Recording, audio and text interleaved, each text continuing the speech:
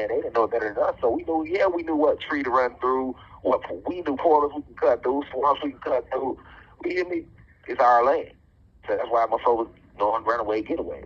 But at the same time, Gabriel Prosser was one that really, truly understood this. He understood the history. He understood about spirituality. He understood about the angels and the extraterrestrial races and how we had these great big pyramids at the time and how we come from greatness and how they came out these caves and took over. All the things I'm telling y'all he knew, and a lot of our people, our ancestors that was enslaved back then knew, because that part of our culture has been robbed from us yet.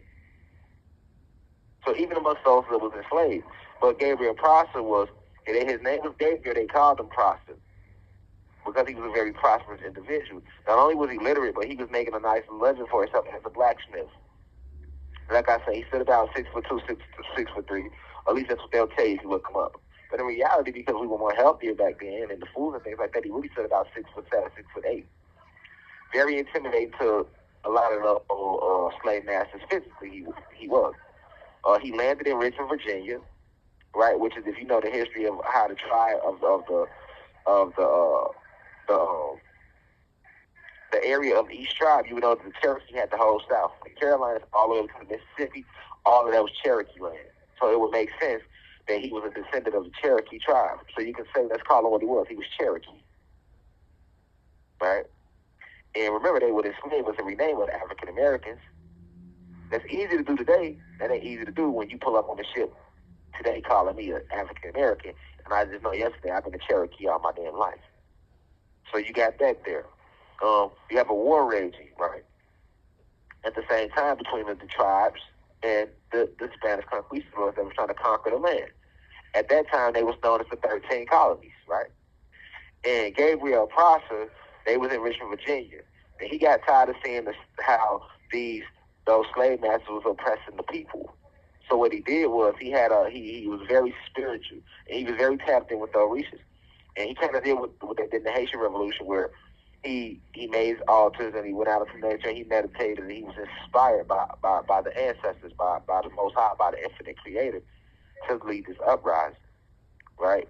And he was blessed with the gift of speech, a gifted orator, so he was able to rile people up. And what he did was he was able to get hundreds of slaves, and they won't tell you this because they don't want you to know the power was. But he was able to actually get thousands. Now, in the books, if you look them up, they're going to say hundreds. They're going to say maybe 200, 300. But he gathered thousands all over the South came. From state to state, they came and met in Richmond, Virginia. And he devised a plan for freedom. And his plan was, hey, to put an end to this, what we need to do is we need to ambush the armory, which the armory is where the 13 colonies had all their weapons at. We need to ambush that location. And once we get to the armory, we need to get all those weapons. Once we get those weapons, we need to go to the governor of the state, which was Governor James Monroe. Governor James Monroe was the governor of Virginia at this time. And Gabriel Prosser's plan was to go to Governor James Monroe's house, Governor Monroe's house, and hold him hostage and demand that he sign a petition and free all the slaves in Virginia, which he thought eventually would have led to all the governors in the South having to come together and free those who have been enslaved to our prisoners of war. And see, back then, we didn't even call ourselves slaves. We knew we were prisoners of war. And even then, they labeled us as prisoners of war. This whole y'all were slaves, that's a new shit they started teaching in school in the 1950s. When it was really going on, we were never looked at as slaves. We were looked at as prisoners of war because that's what we were.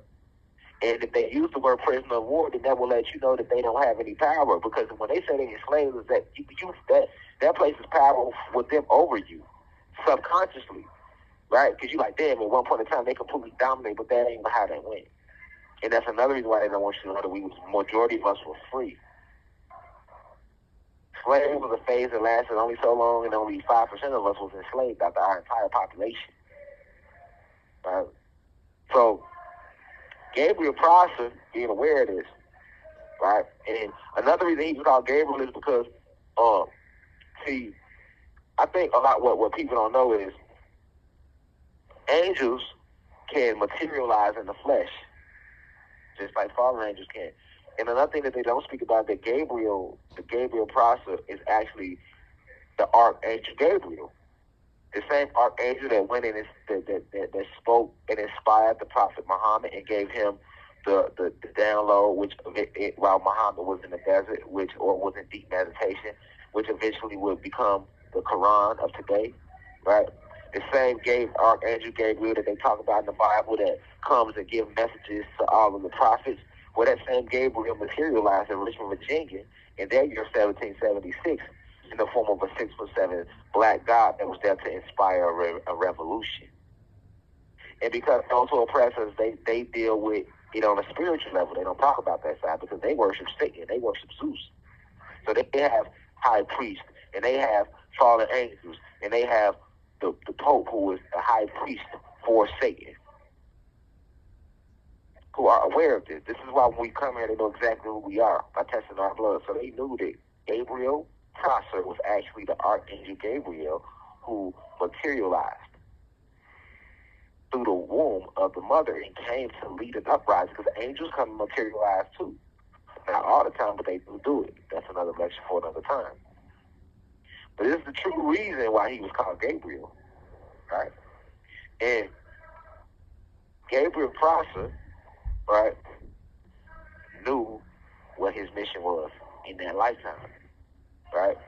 And he was able to gather everybody, because one thing about it, when powerful spiritual beings come to the planet, you know what we all have in common? We have the ability to gather millions. And that's what makes us stand out, right? How was he able to talk? Or she was able to talk? Because that's how you know when you're dealing with actual chosen ones. We are already so ranked up and respected cosmically that when we come into this, when we incarnate here, your other souls are going to recognize that and will be attracted to us by nature.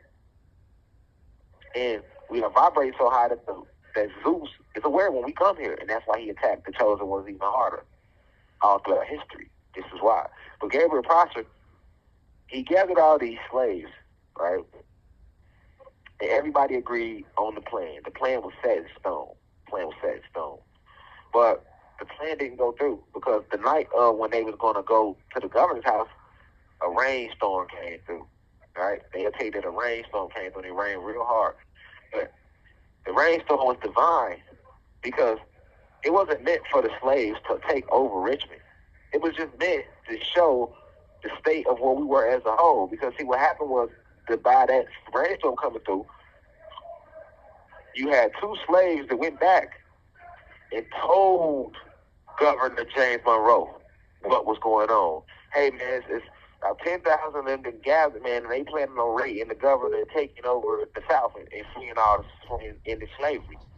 And when the governor found it out, he sent word to Richmond, Virginia, and all over the South. So now they on point. And before Gabriel Prosser and his army could actually put their plan in action, the authorities knew what was going on. So they were able to stop it. And as a result, a lot of black people that was a part of it got killed. Gabriel Prosser, along with 25 of his followers, were hung. His wife was hung. They arrested about 70 people, but they hung about 25 to 50 people of that 70, including Gabriel Prosser and his wife. His wife. His wife got caught, and a bunch of people got caught. Gabriel ended up escaping, right? And when he escaped, he went to Norfolk, Virginia. And the crazy thing, when he got to Norfolk, Virginia, he was betrayed again, because there was another slave that recognized him and went back and told the man, I just saw Gabriel. And they went and caught Gabriel, and that's when they officially hung him, right? They tortured him first, then they hung him. And he died on October 10th in 1800, in their year of 1800. All right? The slave that told on him was named Billy King. Billy King was the one that told, I just saw Gabriel from Richmond. He's down here in Norfolk. And when they told his master, they found Gabriel and tortured him, and then they hung him. Right? But that's how they have always done throughout these slave rebellions. And the thing is, the rebellion didn't take place because you had two house Negroes that went back and told the plan. And it's the same way today. You always got the good old house Negroes. They just don't want no freedom. They just don't want to get away from their master. And the crazy thing is, when they buried Gabriel and all of those that were involved, there's over 10,000 people involved. You know what I'm saying? So the couple hundred that were killed, that were actually caught, All of them was very peace to the gods and goddesses of the planet God.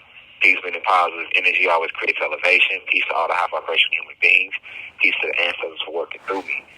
If you wish to see this full video, please head over to our official online website, www.theuci.online, and click on the video tab.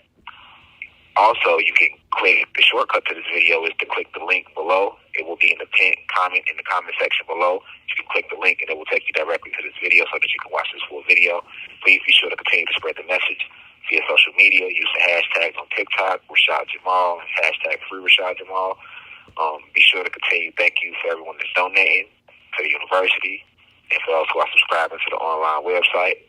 And to purchase official crystals, please visit the website as well. I love you all. I'll be home soon. Now we rise.